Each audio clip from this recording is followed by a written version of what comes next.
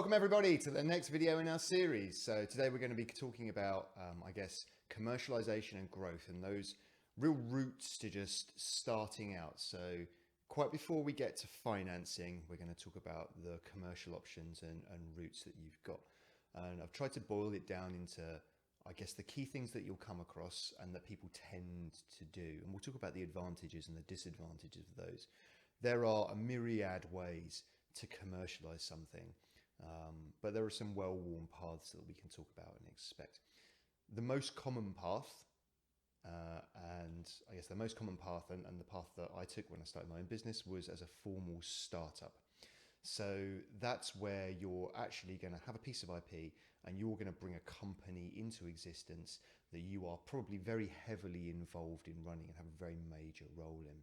So because you own pretty much everything, all right, and we'll talk about finance another day, you can end up probably making the most money personally from this kind of a route. And to be honest, growing a company from nothing and building it up and seeing it coming to existence and seeing customers buying your product, it's really, really rewarding. And because you've done everything, it's kind of doubly rewarding, right? So as an academic, it's a nice route because you really shepherd your idea all the way through the process, 100%.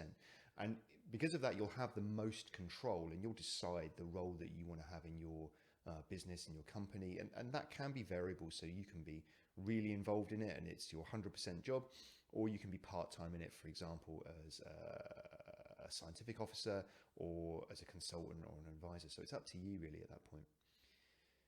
It has a lot of downsides, however, because you've started it and it's all come from you. You're bearing really all of the risk and your investors are bearing all of the risk, but primarily you're bearing most of the risk and a lot of personal risk. You know, some people choose to invest their own money into their own businesses. It's a very common way to start a business is to remortgage your house.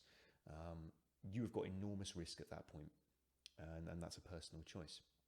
It does need an awful lot of investment, so you can start off with a little bit of seed funding, but as we'll see when we talk about financing, you are going to have to seek investment of some kind to really grow and grow with any sort of speed.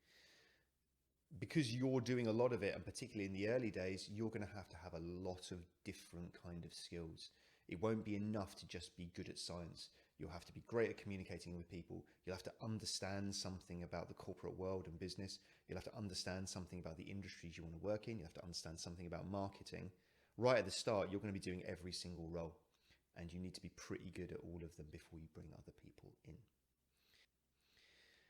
I guess that brings on very naturally to the next, maybe most common route, which is simply taking a piece of IP and licensing it. That is, you go out to interested parties, you say, I have a clever idea, and do you want to buy the clever idea from me? That is the rights to the patent, so licensing the patent. The benefit of that is that it's pretty simple. If you've got a defined marketplace and you know you have people that would want to take the IP off your hands, it's a relatively simple prospect. You can carry on doing your day job, your research, you'll sell it off and you'll just carry on doing science and coming up with more clever ideas, hopefully. And you should expect to receive income from royalties from the use of that license to that IP.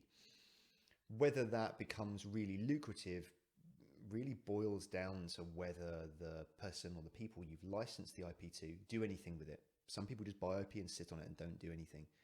You know, that's where you want to select a group of people or an entity that's going to really take your idea and run with it and make a good chunk of cash, and you've got to negotiate what the royalties are on that. There's a few routes with licensing you should be really aware of. There's a bunch of routes, but the two main ones are an exclusive license or a non-exclusive license. So in an exclusive license, you grant one entity the right to use your patentable material. And in a non-exclusive license, you say actually a bunch of people can use it. With the exclusive license, you expect the royalties and maybe even the upfront payment to be much, much larger relative to a non-exclusive license. And that very much depends on your sector and your market that you're working in, and frankly, the sum of money that you want to get out of it. It's got some downsides to it in that probably the main downside is the income's really variable. Whether you make any money with it is almost in the lap of the gods because you've given it off to another entity and it's for them to sort it out. And because you're taking royalties on it, it might not be that lucrative at all. It can also be quite expensive to set up. So you will need lawyer costs just to get this going. So even in the absence of having a company of your own, you will need to pay lawyer costs to get this to work. And lawyers cost all of the money on earth. So maybe not so good. You could do something slightly different where rather than licensing the IP, you sell the IP outright. So you just get rid of it and you don't ever think about it ever again. So you're not making royalties now. You're having one simple lump of cash, which you're just going to take home. And that can be incredibly lucrative if you've hit the nail on the head of a real problem that exists. If you're solving a real choke point in an industry that's really, really valuable, it can be really, really great. I guess there is still the potential to operate under a license, so you might still be able to use your patentable material to build other things if you can negotiate that with the new IP holder. I guess the downside to this one is you just have absolutely no control at this point. You can't do anything. You can't retract a license. You can't say nobody else can use this. I want to work on this now and do something clever with it. You've given it away to the world and it's gone. You have zero control. And for some people, that's what they want. Okay, you make your IP, you get rid of it, you probably get quite a small sum of money and you carry on with the day job. Those are probably the most common things that academic scientists tend to do. And as you go out into the world and do slightly more complicated things, or maybe even if you have a startup already, you can do some more interesting stuff, particularly around what we would call strategic alliances and joint ventures. So this is where two entities come together, two companies come together, and they want to do something with a piece of IP or generate new IP. And it's a kind of collaborative research, which is really common now, really, really popular. It's really the way people do things with established companies. So in a strategic alliance, it's almost an arm's length relationship where one entity will do the thing they do really well, another entity will do the thing they do really well, and then you might try and bring them together to make a coherent whole. And you'll have a negotiation about who owns what in what entity if you generate new IP together.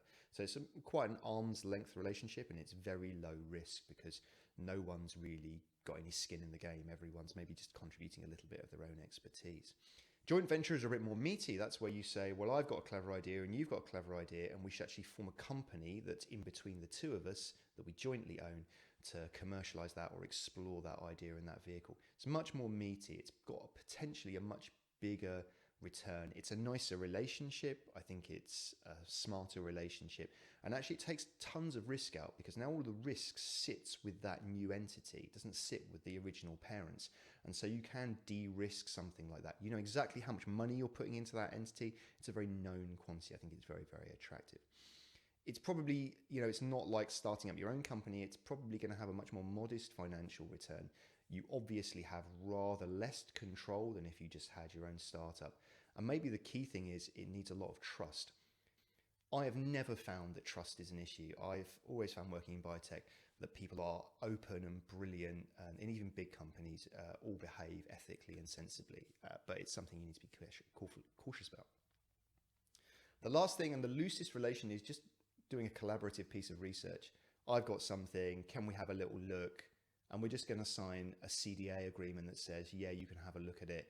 And we know precisely who owns what IP right at the start. There's basically zero risk involved because there's probably basically zero money being transacted or involved. It might just be a little bit of material. It might just be a little bit of know-how. It can be, however, a good way to start a new relationship and explore if you want to do one of these more complex things like strategic alliances or joint ventures. So I hope you can see there's a bunch of options. I think we're gonna, as an academic, you probably think about that startup route and that licensing route of IP, and maybe even the outright sale of IP as the most common routes and common ways. So I hope that was a useful little bite-size section on how to start up a company and what different commercialization routes you've got. Of course, there's a lot more depth in here, but I hope you found that little snippet useful. All right, thanks very much.